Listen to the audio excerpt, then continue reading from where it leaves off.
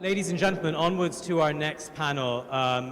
This one's very exciting as well. It is called Women as Change Agents, and it's all about building more inclusive industries to get in the corporate world to make it easier for women to rise up and to increase the number of women in leadership roles in industry. And I have an excellent panel to discuss all of these things. And I'm going to introduce them as they walk up on stage. We've got Catherine Kaufman, who is the Managing Director for Global Women's Initiatives at OPIC, the Overseas Private Investment Corporation.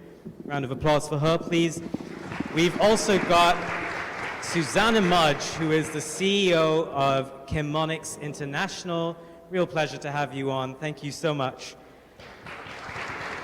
And last, but certainly not least, we have Alexandra Solomon. She is the Senior Research Analyst at the Foundation for a Smoke-Free World. So a round of applause for all three of our panelists. Thank you very much for joining us. Grab a mic, grab a seat, and here we go. This is a topic that is really interesting. It's very close to some of the work that FP does as well.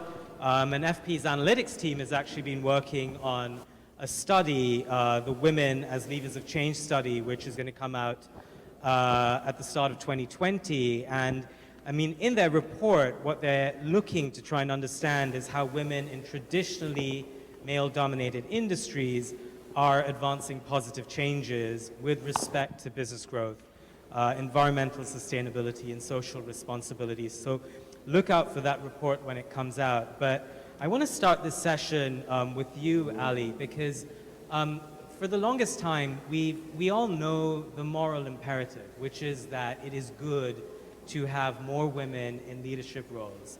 However, the moral imperative does not always work, as we know from a range of things. But it turns out that it is also good business to have women in leadership roles. There are good economic incentives. Can you explain a little bit about that, and also why then we are not able to have more women in leadership roles? Ali. Great, thank you for the question. First, I wanted to give a shout out to the foreign policy team that we've been working with on this study. So Yuchin and Allison have been amazing, and to Diana Marrero, who put together this fabulous event. So I guess I'd like to frame the conversation by starting with some of our preliminary findings from the study. So the study is, we've analyzed 2,300 companies across 14 different male-dominated industries. And these are industries that are receiving increasing pressure to revamp their sustainability measures, human rights practices, harm reduction, et cetera. So looking at oil and gas, mining, construction, plastics, tobacco, alcohol. So our interest is in looking at how women can be levers for change in these industries. So our quantitative work is comparing women's representation across employees, management, and boards, and comparing that to profitability and ESG performance. So that is essentially making the business case. And then our qualitative research will be interviews with women across industries and with subject matter experts to understand how women are using their positions, where can they be best placed, how can they be supported in order to support sustainable development in these industries. So I just wanted to give a couple quick statistics. Based on the 2,300 companies that we've analyzed so far, preliminarily, we've seen that companies with greater gender diversity were actually, in management, were 46% more profitable than those companies with the least amount of gender diversity of the pool that we've selected. Also, companies with greater gender diversity on boards had overall ESG ratings that were 79% higher, which is pretty incredible. This is the first study of its kind. And then just another quick stat, looking at the tobacco industry specifically, there are 30% women on boards in Europe, 19% in Asia, and only 16% in North America. So it's a geographic issue as well as a sectoral one. Wow. I find that data to be so powerful and convincing, and yet clearly it isn't already moving the needle. So Susie, you've had such a storied corporate career, you're a CEO. So tell us, do you think data like that, how do you think it would change the conversation? I think it empowers. Anytime you're working with facts, and data is always very, very important, it gives you something to start from. And also it allows you to make both that moral but also factual argument. At Chemonics, we are about 65% female employees in our Greater Washington office.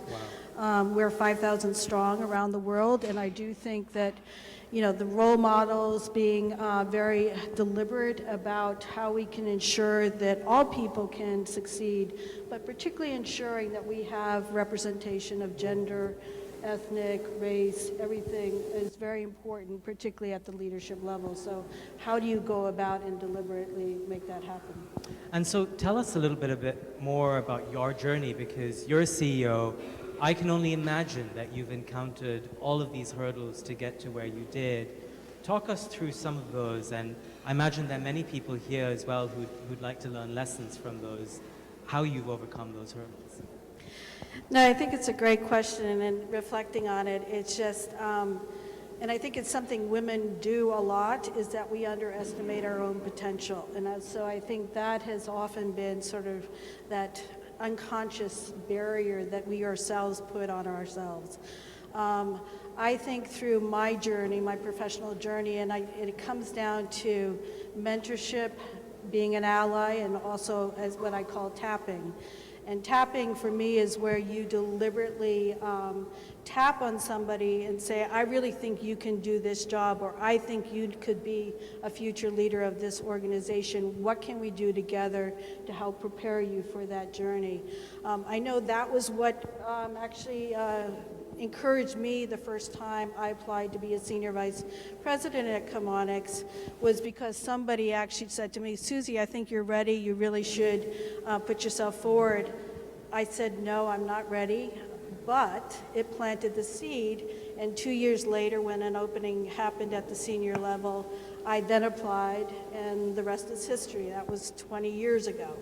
But I think doing that deliberately, and I work with other members of my executive team to ensure that we are continuously grooming and looking out for and facilitating the growth of our leadership. I'm proud to say that Chemonics, now 50% of our executive team are female.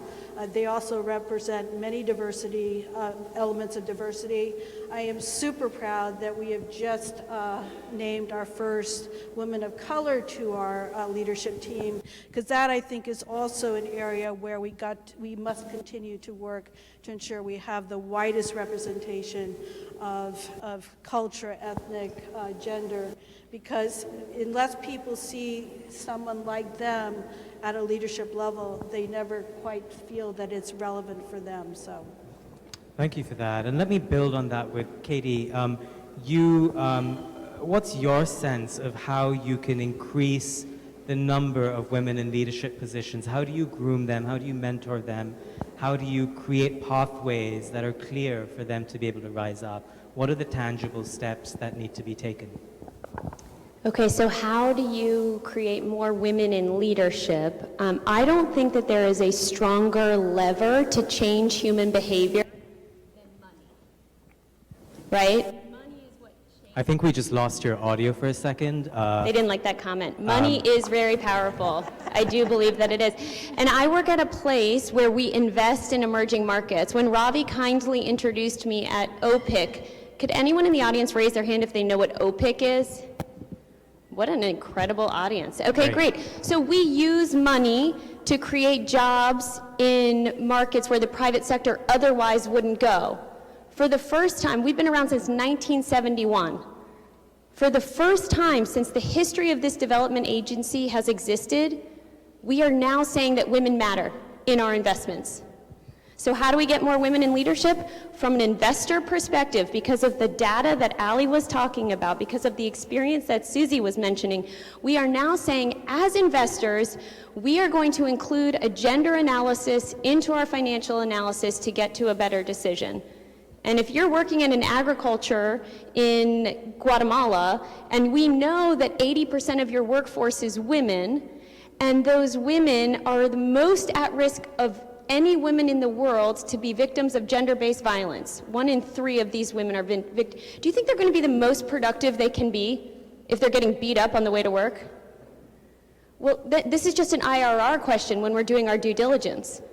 How many women are in your management? Are you protecting your workforce? And if the answer is that we have tons of women working in the workforce and not one woman in management, from an investor perspective, we're going to ask them to change that. That's a really good point. How can women be change makers at various levels, obviously, because like, let's say you're not at the top, you're somewhere in the middle.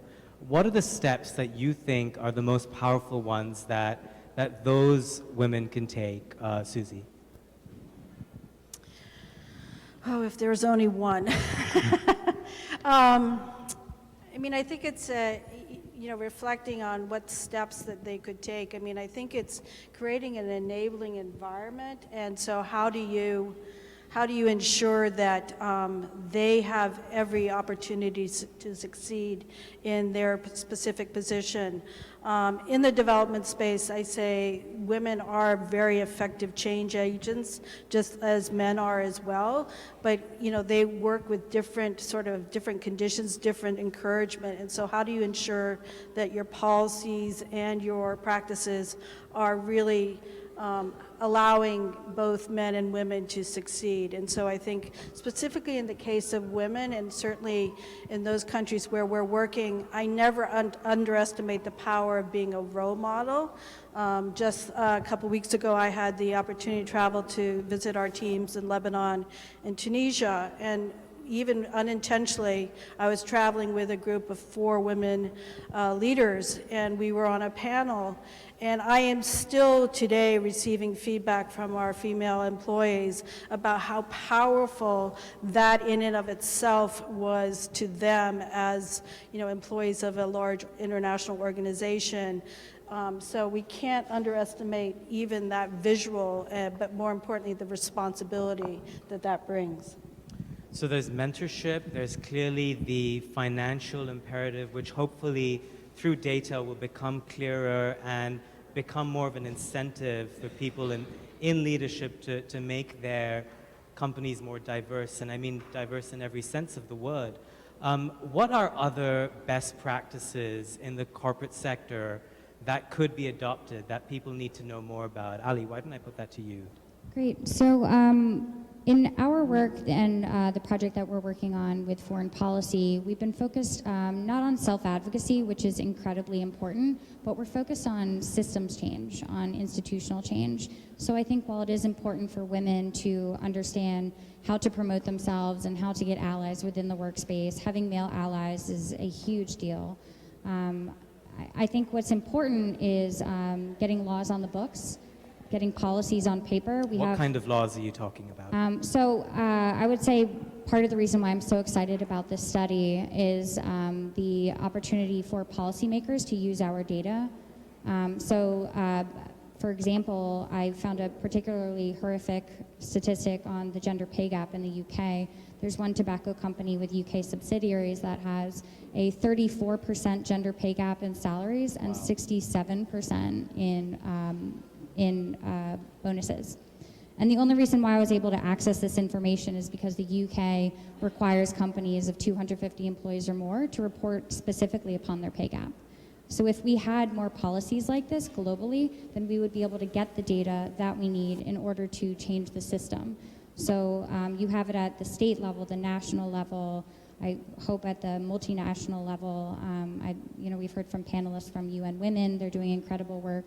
And then within organizations, the Foundation for a Smoke-Free World, we have an incredible gender policy that's applied to all of our projects, practices, and policies. So it's making sure that all of these issues are mainstreamed on paper, and that you have commitment at all levels of the organization, not just the people that are affected by it, but senior leadership, CEOs like Susie, et cetera. So yeah, it's a commitment, and I think it's institutional change. Yeah, you know, and I used to work in TV before I came to FP, and I remember at the BBC and at CNN in the UK, in part because of that requirement to disclose gender pay gaps, I have many colleagues who were able to advocate for equal pay simply because of that transparency. So that's really important. I do want to open this up at some stage to get some questions from you in the audience as well, instead of only listening to me. But before I do that, and as you prepare a question or two, let me ask you, Katie, a question that, you know, at this time is important to ask, and it might sound naive, but what can men do better? Like, what would you like to see from men in the workplace to encourage more diversity in leadership at the top?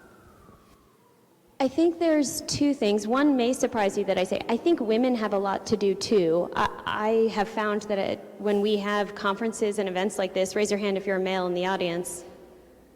Thank you for coming. We're mostly talking to women. But I wish there were more.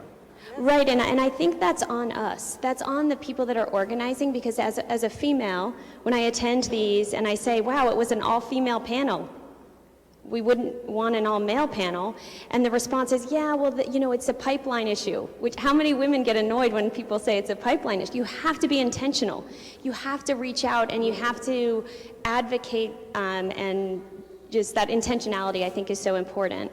The other thing that I think would make the biggest difference is taking a step back and asking the question. So for us at the Overseas Private Investment Corporation, when we launched this women's initiative, I pitched it. It is a $1 billion initiative. Okay, so it's the single largest financing commitment that the United States has ever made to women globally. And I pitched it to our board. We have a 16-person board, half private sector, half public sector.